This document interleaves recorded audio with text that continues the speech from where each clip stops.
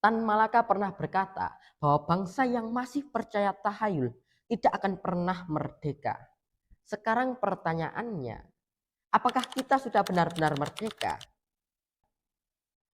Assalamualaikum warahmatullahi wabarakatuh.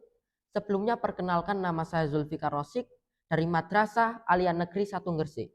Akan membedah buku Madilog karya Tan Malaka yang saya dapatkan dari Dinas Perpustakaan dan Kearsipan Kabupaten Gresik.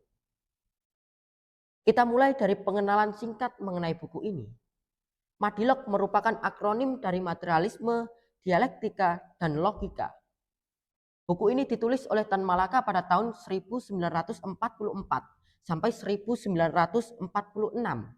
Lalu diterbitkan ulang oleh Narasi pada tahun 2014.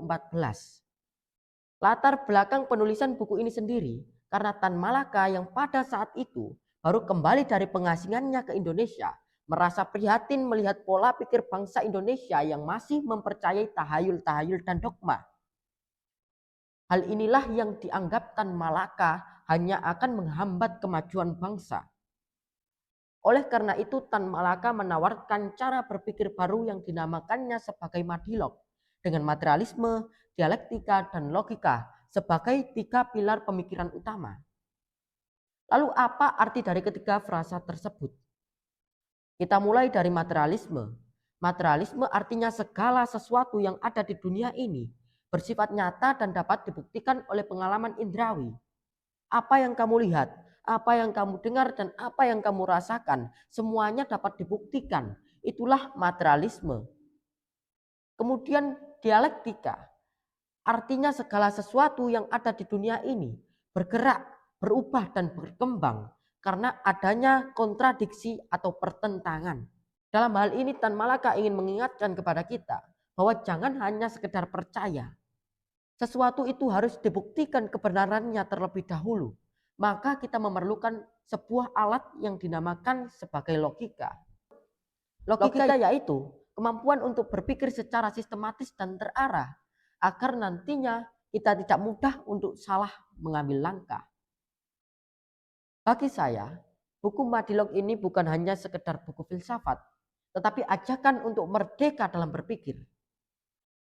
Salah satu hal yang menarik dari Madilog ini adalah bagaimana cara Tan Malaka untuk meletakkan tonggak tradisi awal filsafat di Indonesia dengan menjembatani antara teori-teori barat dengan realitas yang ada di timur. Kemudian keberaniannya untuk mengkritik budaya mistis di Indonesia sembari menekankan pentingnya logika dan rasionalitas dalam berpikir juga menunjukkan betapa hebatnya Tan Malaka saat menulis buku ini. Namun buku seperti ini juga tidak lepas dari sebuah kelemahan.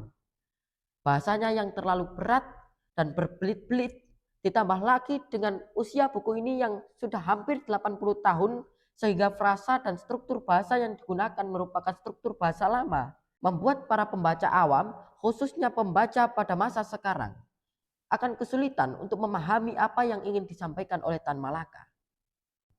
Kemudian kritiknya terhadap mistisme terasa terlalu dangkal karena Tan Malaka hanya menolak dogma dan tahayul begitu saja tanpa menjelaskan bagaimana sisi-sisi psikologis dan dampak sosialnya.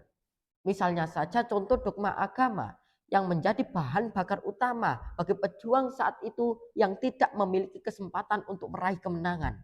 Dari kedua analisa tersebut, saya dapat mengambil kesimpulan bahwa walaupun buku ini tidak sempurna, tetapi Madilog telah menjadi pondasi awal bagi berdirinya tradisi filsafat di Indonesia dan membuka jalan bagi bangsa ini untuk berpikir secara kritis dan ilmiah. Pada akhirnya, pesan Tan Malaka masih relevan hingga sekarang, bahwa kemerdekaan sejati dimulai dari pikiran. Lalu apakah bangsa kita sudah benar-benar merdeka? Semuanya ada di kepala kita masing-masing.